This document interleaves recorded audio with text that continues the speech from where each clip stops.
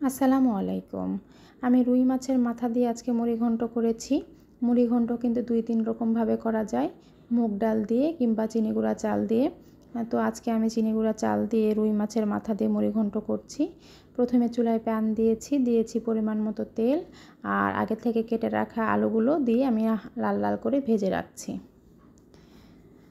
দেখতেই পাচ্ছেন আলুর মধ্যে কালার চলে আসছে, আমি উঠিয়ে পাশে রেখে দেব। যেহেতু রুই মাছের মাথা দিয়ে মুড়ি ঘন্ট করব, মাথাটা আমি ছোট ছোট পিসেস করে কেটে লবণ, হলুদ, মরিচের গুঁড়া মাখিয়ে রেখেছিলাম, তেলের মধ্যে দিয়ে দিলাম। মাথাগুলো আমি লাল লাল করে ভেজে নেব। এতে করে মাথার যে গন্ধ থাকে বা বড় মাছের যে গন্ধ থাকে সেটি থাকবে না, মুড়ি ঘন্ট অনেক টেস্টি হবে। আর আমি একেবারে একটু বেশি তেল দিয়েছিলাম প্যানে, যাতে করে তেল বারবার চেঞ্জ করতে না হয়। আর এই মাছ ভাজা তেলের মধ্যে মুড়ি ঘন্ট রান্না করলে কিন্তু মুড়ি ঘন্টের টেস্ট অনেকটাই বেড়ে যায়। দেখতেই পাচ্ছেন আমার ভাজা হয়ে গেছে। এখন আমি এগুলো উঠিয়ে রাখছি। আর বাকি তেলটার মধ্যে দিয়ে দিলাম একটি শুকনো মরিচ, তেজপাতা এবং আস্ত কিছুটা জিরা ফোড়ন।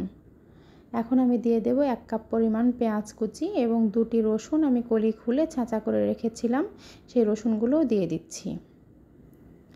রসুনগুলো আর পেঁয়াজ আমি হালকা করে নেড়ে নেব। যখন একটু সফট হয়ে আসবে পেঁয়াজ রসুন, তখন এখানে আমি অ্যাড করে দিচ্ছি টমেটো কুচি একটা, আর কাঁচামরিচ ফালি করে কেটে রেখেছিলাম আমি সেগুলো।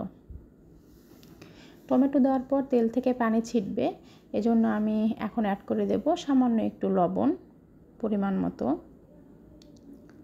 লবণ দিয়ে আবারও নাড়াচাড়া করে নিচ্ছি আমি। আর এই পর্যায়ে দিচ্ছি মরিচের গুঁড়া এবং হলুদের গুঁড়া। মরিচ এবং হলুদের গুঁড়া দেওয়ার পর নেড়েচেড়ে এখানে আমি অ্যাড করব বাটা মশলা, যেখানে রয়েছে আপনার আদা, রসুন, জিরা একসাথে বেটে রেখেছিলাম। দেখতেই পাচ্ছেন আমি 1 টেবিল চামচ পরিমাণ হবে বাটা মশলা দিয়ে দিচ্ছি। বাটা মশলা দিয়ে আবারও নেড়ে নিলাম, যাতে করে মশলার গন্ধ থাকে সেটা চলে যায়। আর এখানে আমি দিয়ে দিলাম এখন চিনি গুঁড়া চাল।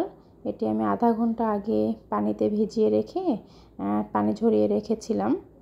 এতে করে আপনার চাল খুব দ্রুতই সিদ্ধ হবে এবং চালের দানাগুলো বড় বড় হবে ভিজিয়ে রাখার কারণে। চালগুলো আমি মশলার সাথে সুন্দর করে মিশিয়ে নিচ্ছি।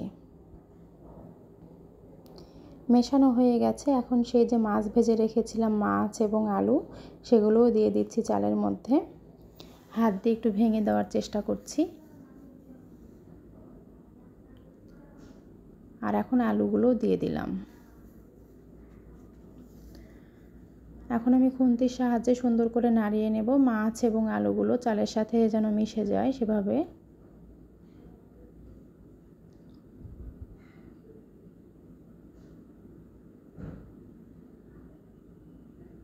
দেখতে পাচ্ছেন আমার মেশানো হয়ে গেছে প্রায়।